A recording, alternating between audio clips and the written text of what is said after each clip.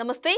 Welcome to our channel. నేను మీ శాలిని. ఈ రోజున కూటమి ప్రభుత్వం ఏపీ రాష్ట్రాన్ని ఏ విధంగా అభివృద్ధి చేస్తున్నారో, ఏ విధంగా పెట్టుబడులు తీసుకొస్తున్నారో, గూగుల్ డేటా సెంటర్ తీసుకొచ్చారనేది అంశాలు అందరికీ తెలిసిందే. అయితే ఇక్కడ Jaganmohan Reddy Google data centre నేనే తీసుకొచ్చాను, నేను తీసుకొచ్చింది మీరు ప్రచారం చేసుకుంటున్నారని కూటమి ప్రభుత్వం మీద దుష్ప్రచారం చేస్తున్నాడు. ఏ అంశాలను చర్చించే ముందు స్టూడియోలో ఉన్నారు అనలిస్ట్ షణ్ముఖ్ గారు ఉన్నారు. వారిని అడిగి విషయాలను తెలుసుకునే ప్రయత్నం చేద్దాం. షణ్ముఖ్ గారు నమస్కారం. నమస్కారం అండి.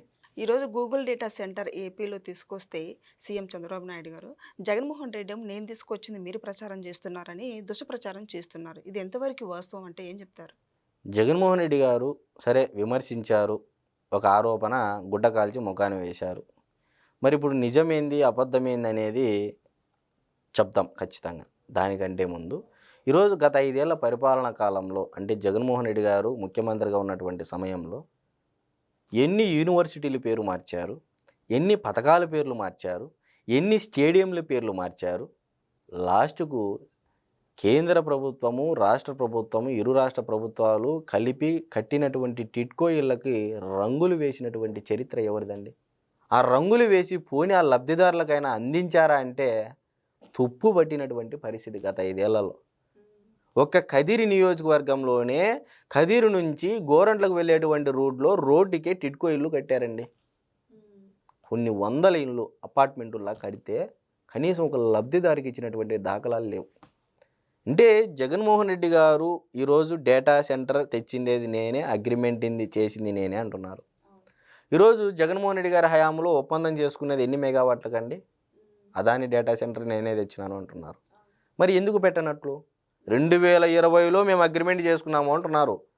మీరు ఎప్పుడు దిగిపోయిండేది? 2024. మరి 24 కల్లా ఎందుకు ఎస్టాబ్లిష్మెంట్ కాలేకపోయింది? సరే, రాప్తాడులో ఉన్నటువంటి జాకీ పరిశ్రమ, ఆ జాకీ పరిశ్రమ ద్వారా ఉమ్మడి అనంతపూర్ జిల్లాలో దాదాపు 2000 మందికి ఉద్యోగ కల్పన జరుగుతుంది, ఉపాధి కల్పన జరుగుతుంది. మరి ఆ 2000 మందికి మరి రాయలసీమ ముద్దు బిడ్డవి కాదనట్లేదు. మరి రాయలసీమ ముద్దు బిడ్డ మన జగన్ అన్నని సాంగ్ రాపించుకుంటేవి కాదనట్లేదు. మరి రాయలసీమలో పెట్టినటువంటి కంపెనీ ఎందుకు వెళ్ళిపోయింది? జవాబు చెప్పాలి కదా. కియా మోటార్స్ను చంద్రబాబు నాయుడు గారు తీసుకొని వస్తే మా తండ్రి గారి ఈ బుగ్గన రాజేంద్రనాథ్ రెడ్డి గారు అసెంబ్లీ సాక్షిగా చెప్పినటువంటి మాటలు రాష్ట్ర ప్రజలందరూ గుర్తుంచుకోవాలి. రాజశేఖర రెడ్డి గారు ఎప్పుడో 2007లోనే కియా వాళ్ళ ప్రతినిధులతో మాట్లాడారు అంట. అది ఇప్పుడు గుర్తుంచుకొని ఆ కియా వాళ్ళు ఇప్పుడు వచ్చి ఎక్కడ ఆంధ్రప్రదేశ్లో వైజాగ్ కాదు, గుంటూరు కాదు, లేకపోతే తమిళనాడు రాష్ట్రం కాదు, లేకపోతే కర్ణాటక కాదు, గుజరాత్ కాదు, ఆంధ్రప్రదేశ్లో కరూరు జిల్లా అనంతపూర్లో రాళ్లగుట్లలో పెట్టడానికి కియా మోటార్స్ ముందుకు వచ్చిందని చెప్తున్నారంటే ఇంతకంటే నిస్సిగ్గుగా ఉదాహరణ ఏముంటుంది? అసెంబ్లీ సాక్షిగా చెప్పారు బుగ్గన రాజేంద్రనాథ్ రెడ్డి గారు, డోన్ నియోజకవర్గ శాసనసభ్యుడు ఒకప్పుడు ఆయన. మరి ఇంత నిస్సిగ్గుగా దేశంలోనే ఫారిన్ డైరెక్ట్ ఇన్వెస్ట్మెంట్ అతిపెద్ద ఇన్వెస్ట్మెంట్ అది 2014-19 మధ్య కాలంలో. మరి అదే ఉమ్మడి అనంతపూర్ జిల్లాకి నారా లోకేష్ గారు నాడు తండ్రి నేడు కొడుకు రెన్యూబుల్ ఎనర్జీ అని చెప్పేసి ఒక సోలార్ కంపెనీ 22,000 కోట్ల రూపాయలు. మరి అది 20,000 కోట్ల రూపాయల పైన పెట్టుబడి. మరి గత 5 ఏళ్ల పరిపాలనా కాలంలో కనీసము రాయలసీమకు హంద్రీనీవా వచ్చేటువంటి ఏదైతే కాలువలు ఉన్నాయో ఇవి ముళ్ళ కంపలు తీసినటువంటి చరిత్ర లేదండి గత 5 ఏళ్లలో. ఎంత మేర ఇన్పుట్ సబ్సిడీ ఇచ్చారు, ఎంత డ్రిప్స్ సబ్సిడీ ఇచ్చారు, ఏముందని చెప్తారు? గతం ఎంతో మాది ఘనమైన ఊరిని ఊకదంపుడు ఉపన్యాసాలు తప్ప ఈరోజు గూగుల్ ఏఐ డేటా సెంటర్ అంటున్నారు. జాకీ పరిశ్రమ ఎందుకు వెళ్ళిపోయింది? అమర్ రాజా బ్యాటరీస్ ఎందుకు వెళ్ళిపోయింది? ఒక కులం మీద ద్వేషం చిమ్మి ఆ కులం పైన తుపాకీ పెట్టి రాష్ట్ర ఆర్థిక వ్యవస్థను విధ్వంసం చేసిండేది మీరు కాదా అని చెప్పేసి 2024 ఎన్నికల ముందు ప్రజలు గుర్తించారు కాబట్టే ఈరోజు ప్రతిపక్ష హోదా కూడా లేదండి. ఇది వాస్తవమా కాదా? కళ్ళ ముందు ఈరోజు ఉంది. నేను చెప్పేటి అబద్ధాలు కాదు, కానీ ప్రజలే ఇచ్చినటువంటి తీర్పు అది. మరి జగన్మోహన్ రెడ్డి గారు గూగుల్ ఏఐ డేటా సెంటర్ అంటున్నారు. మరి గూగుల్ సీఈఓ అయినటువంటి సుందర్ పిచాయ్ గారు ఇచ్చినటువంటి ఇంటర్వ్యూల్లో ఏ బ్యూటిఫుల్ సిటీ వైజాగ్ అనే మాట మరి 2020లో మీరు అగ్రిమెంట్ చేసుకుంటే మరి ఆ 4 ఏళ్ల సమయంలో కనీసం జగన్మోహన్ రెడ్డి గారి హయాంలో మేము ఒప్పందం చేసుకున్నాము, వైజాగ్ సిటీకి వస్తున్నామని ఎక్కడైనా ట్వీట్గా వేశారా గూగుల్ కంపెనీ వాళ్ళు? అంటే బోడిగుండికి మోకాలికి ముడిపెట్టి మేము చేశాము అంటే మీరు ఏ చెప్పినా నమ్మేటువంటి 40% ఓట్ బ్యాంక్ ఉంది, మీరు కూడా నమ్మండి అంటారు. అంతకుమించి ఏం లేదు. Jaganmohan Reddy Google data centre తెచ్చింది నేనే. అయితే ప్రతి ఒక్క విద్యార్థులకు ఉద్యోగాలు తీసుకొచ్చే బాధ్యత కూడా నాకు ఉంటాది. నేను ఇక ప్రజల్లోకి వస్తాను అన్న వ్యాఖ్యలు చేస్తున్నారు. ఇది ఎంతవరకు వాస్తవం అంటారు? జగన్మోహన్ రెడ్డి గారు ఓడిపోయిన తర్వాత ఐ రీకాల్ ఆ ప్రెస్ మీట్ అనేది ఒకసారి నేను గుర్తుకు చేసుకుంటే, రైతుల ప్రేమ ఏమైపోయింది, 129 సార్లు నేను బటన్ నొక్కా, కులానికింత కులానికింత కులానికింత కులానికింత రాష్ట్ర ఖజానా నుంచి ఇచ్చా, నేను చేసినది ఏముంది. ఈరోజు ఉద్యోగస్తులకి డిఏలు అరియర్సు ఇవన్నీ ఎవరు పెండింగ్ పెట్టారండి? ఎవరి హయాంలో నుంచే పెండింగ్ ఉన్నాయి. ఉద్యోగస్తులు గమనించాలి ఇది. మరి నిజంగా మీరు బటన్ నొక్కింటే, అందరికీ న్యాయం చేసి ఉండింటే, రివర్స్ పిఆర్సీ అని చెప్పేసి ఉద్యోగస్తులంతా మీకు వ్యతిరేకంగా ఎందుకు పోరాడారు? ఎందుకు పోరాడినారు అంటున్నాను నేను. ఏ ఏ వర్గము, గవర్నమెంట్ ఉద్యోగస్తుల, సచివాలయ ఉద్యోగస్తుల, డ్వాక్రా వల్ల, అంగన్వాడీ వల్ల, లేకపోతే ఈ కులం వల్ల, దళితులు, బీసీలు, ఎస్సీలు, ఎస్టీలు ఎవరు చెప్పు బాధపడింది గత 5 ఏళ్లలో? సరే 2 ఏళ్ళు కరోనా సమయము అంటున్నారు. మరి కరువు వస్తే చంద్రబాబు నాయుడు అండ్రి, వానలు రాకపోతే చంద్రబాబు నాయుడు అండ్రి. ఈరోజు రాయలసీమలో నిల్వ కెపాసిటీ 167 టీఎంసీలు అనుకుంటే మొత్తం జలాశయాలన్నీ ఈరోజు 135 టీఎంసీలు స్టోరేజ్ చేసినటువంటి ఘనత కూటమి ప్రభుత్వానికి దక్కుతుంది. మరి గత 5 ఏళ్లలో మీరు ఎందుకు చేయలేకపోయారు నిలువ నీళ్లు? మళ్ళీ 2021-22 సీజన్లో దాదాపు 2300 టీఎంసీల నీళ్లు కేవలం కృష్ణానది పరివాహక ప్రాంతంలో కిందికి సముద్రంలోకి పోయినాయి. మరి రాయలసీమకి ఎందుకు మీరు తీయాలి అంటే, అంద్రినీవా, గాలేరు నగరి, తెలుగు గంగలో ఉన్నటువంటి కాలువల పూడిక తీత కూడా తీయలేనటువంటి దౌర్భాగ్య స్థితిలో గత ప్రభుత్వము పరిపాలన చేసిందని ప్రజలు గుర్తించారు.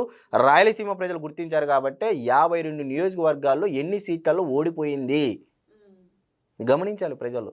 8 జిల్లాల్లో క్లీన్ స్వీప్ కూటమి ప్రభుత్వము.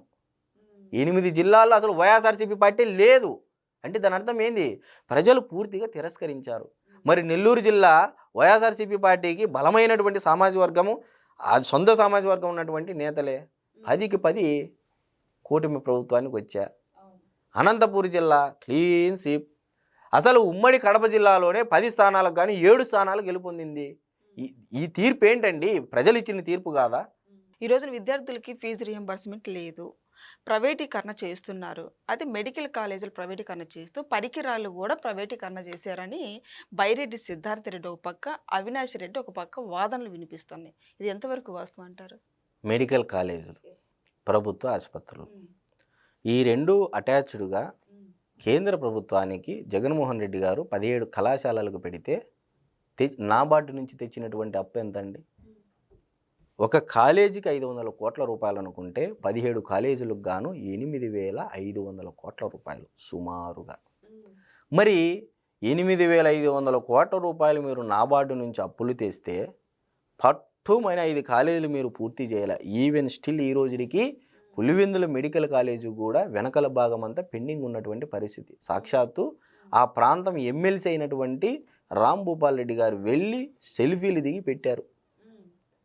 ప్రతి ఒక్క వాళ్ళు ఏదైతే మెడికల్ కాలేజ్ కట్టామని చెప్తున్నారో ఆ మెడికల్ కాలేజ్ దగ్గరికి వెళ్ళి మొండి గోడలు కనపడుతున్నాయి. మరి ఈ డబ్బు అంతా ఎక్కడ పోయింది అంటున్నా. మరి జగన్మోహన్ రెడ్డి గారి హయాంలో 133, 107, 108 జీవోలు ఇచ్చారు. అంతకుముందు చంద్రబాబు నాయుడు గారి హయాంలో ప్రభుత్వ మెడికల్ కాలేజీలో 50% అంటే మామూలుగా పేదలకు ఏదైతే ఉందో గవర్నమెంట్ పరీక్ష ద్వారా మెరిట్ స్టూడెంట్స్కి ఇవ్వడం జరుగుతుంది. మిగిలినటువంటి బి కేటగిరీ, సి కేటగిరీ ప్రభుత్వం ఆ కాలేజీ అంటే మెయింటెనెన్స్ చేయడం కోసము 107, 108, 133 జీవో తెచ్చినది మీరే కదా ఫీజులు పెంచుకోవడానికి. ఏది? B category, C category. మరి ఇది ఎందుకు చెప్పట్లేదు వైఎస్ఆర్సీపీ పార్టీ వాళ్ళు? మరి ఈ అప్పంతా ఎక్కడ పోయింది? ఈరోజు ఫీజు 4 అంటున్నారు విద్యార్థులకు అని. మరి నిజంగా 3,000 కోట్ల రూపాయలకు పైగా బకాయిలు పెట్టిపోతే జగన్మోహన్ రెడ్డి గారు 5 ఏళ్లలో దాదాపు ఆర్థిక మంత్రి పయ్యావుల కేశవ్ గారు మార్కెట్ బారోయింగ్స్ కాకోకుండా, అంటే అప్పు పెట్టి కార్పొరేషన్లు పెట్టి ఇవి కాకోకుండా, మద్యం ఆదాయము ఆస్తులు పెట్టి తాకట్టు కాకుండా కేవలం గవర్నమెంట్ సావనీటి కింద చేసినటువంటి అప్పులే 6 లక్షల కోట్లు ఉంది. మిగిలినది 3 లక్షల కోట్ల పైన, అంటే దగ్గర 10 లక్షల కోట్లు అనుకోని. ఇది 10 లక్షల కోట్లు అప్పు చేసి ఈరోజు ఎంత వడ్డీలు కట్టాలి? ఏంది రివర్స్ టెండరింగ్ అండ్రి? పోలవరం డ్యామ్ అయిందా? లేదు. పోనీ రివర్స్ టెండరింగ్ అండ్రి, ఏమన్నా గవర్నమెంట్ ఖజానాకు డబ్బులు పడింటే ఎందుకు అంత అప్పులు చేశారు గత 5 ఏళ్లలో? అంటే బకాయిలు పెట్టేది మీరే, బకాయిలు తీర్చలేదని చెప్పేసి ధర్నాలు చేసేది మీరే. అంటే ప్రజలు ఒక రకంగా కూడా మీకు కనపడట్లే. ఈరోజు ఫీజు రింబర్స్మెంట్లో చూడండి, మరి అదేవిధంగా ఉద్యోగులకు సంబంధించినటువంటి డిఏలు కానీ టీఏలు కానీ ఏదన్నా చూసుకోండి. మరి గత 5 ఏళ్లలో ఎంతమంది పోలీసు శాఖకు సంబంధించినటువంటి అధికారులను వీఆర్లో పెట్టారండి? ఏబి వెంకటేశ్వరరావు అంటే ఒక సీనియర్ ఆఫీసర్కి, ఏబీవీ గారికి, ఒక సీనియర్ ఐపీఎస్ ఆఫీసర్కి వీఆర్లో పెట్టి సగం జీతం కూడా ఇవ్వకపోతే ఆయన సుప్రీంకోర్టుకి వెళ్ళి తెచ్చినా కూడా మళ్ళీ సస్పెన్షన్ చేశారండి. మరి ఏంటిది? అంటే మీరు చేస్తే సంసారం, ఇక్కడ ఆధారాలతో చట్టబద్ధంగా ఎవరైతే చట్టాన్ని ఉల్లంఘించి పని చేశారో వాళ్ళపైన చర్యలు తీసుకుంటే దుమ్మెత్తి పోస్తున్నారు. కాబట్టి ఆ దుమ్ము మీ మీదే పడుతుంది తప్ప ఈరోజు గుడ్డ కాల్చి ముఖాన వేస్తే ప్రజలకి ఏంది తెలియదు అనుకుంటే మీ అంత అమాయకులు లేరు. ప్రజలన్నీ సున్నితంగా గమనిస్తున్నారు ఎవరు ఏంటి ఎలా అనేది. మరి ఈ విధంగా వైసీపీ వాళ్ళందరూ ట్రోల్ చేస్తున్నారు. కూటమి ప్రభుత్వం ఏ విధంగా చర్యలు తీసుకోబోతుందంటే ఏం చెప్తారు? ఏం చర్యలు తీసుకుంటుందంటే, ఒకవైపు అభివృద్ధి, కూటమి ప్రభుత్వానికి ఉన్నటువంటి ఇచ్చినటువంటి హామీలు సూపర్ 6 హామీలు, ఆ ప్రాసెస్లో ఈరోజు ఆర్థిక విధ్వంసం జరిగిన తర్వాత కేంద్ర ప్రభుత్వము మనపై ఆధారపడినటువంటి పరిస్థితుల్లో పోలవరం ప్రాజెక్టు వాళ్ళకి గ్రాంట్ తెప్పించుకున్నది, అమరావతికి, మెట్రో ప్రాజెక్టులకి, రైల్వేలు, స్టీల్ ప్లాంట్లకు సంబంధించి ఆర్సెల్ఆర్ Mittal company, Bhogapuram international airport నిధులు, ఇట్లా చెప్పుకుంటూ పోతే సెంట్రల్ యూనివర్సిటీలకు సంబంధించి, కేంద్ర విశ్వవిద్యాలయాలకు సంబంధించి ఒకట రెండా ఈరోజు కేంద్ర ప్రభుత్వం నుంచి ఎన్ని రావాలో ఒక్కో శాఖకు ఒక్కో ఇన్ఛార్జిని పెట్టేసి ఒక ఎంపీని దీంట్లో ఏమేం కావాలో తిరగండి చేయండి అని చెప్పేసి ఒత్తిడి తెస్తున్నారు. ఈరోజు గుంటూరు ఎంపీ పెమ్మసాని చంద్రశేఖర్ గారు, ఆయన పార్లమెంట్లో చూడిపోండి, ఫ్లైఓవర్లు మొత్తం కేంద్ర ప్రభుత్వ నిధులతో చేసేస్తున్నాడు ఆయన. మరి ఇవన్నీ ఏం కనపరావా జనాలకి? కాబట్టి ఈరోజు ఏదో జగన్మోహన్ రెడ్డి గారు ప్రజల్లోకి వచ్చి ఏదో గుడ్డ కాల్చి ముఖాన్ని వేయాలనుకుంటే పాదయాత్ర అనేది ఒకసారి సక్సెస్ అవుతుంది. ఇప్పుడు ఏ ఎలక్షన్తో, గతంలో అంటే రాజశేఖర రెడ్డి గారి యొక్క వారసత్వం, రాజశేఖర రెడ్డి గారి యొక్క కుమారుడు, ఒక్క ఛాన్సు. సో ఆనాడు పరిస్థితులన్నీ మీకు అనుకూలించాయి. సో ఈనాడు ఏంది, కూటమి ప్రభుత్వం సూపర్ 6 హామీలు ఇస్తుంది. కంపెనీలు ఇప్పటిదాకా 10 లక్షల కోట్లు ఎంఓఏలు చేసుకున్నారు. తద్వారా 7 లక్షల మందికి పైగా ఉద్యోగ అవకాశాలు ప్రభుత్వ అధికారులు ఇచ్చినటువంటి గణాంకాల ప్రకారము. మరి 3 సంవత్సరాల్లో కానీ ఇప్పుడు తెచ్చినటువంటి కంపెనీలు కానీ గ్రౌండింగ్ అయితే దాని తర్వాత వచ్చే పరిణామాలు మీరు చూడండి ఎలక్షన్ మూమెంట్కి. కాబట్టి జగన్మోహన్ రెడ్డి గారు ఇవి ప్రజల్లోకి వెళ్ళనీకోకుండా ఒక డైవర్షన్ గేమ్ ఈ పాదయాత్ర కానీ, లేకపోతే తెచ్చింది నేనే అని ప్రెస్ మీట్లు పెట్టడం అనేది ఒక డైవర్షన్ పాలిటిక్స్లో భాగమైన అయితే మనం ఖచ్చితంగా. Thank you. నమస్కారం.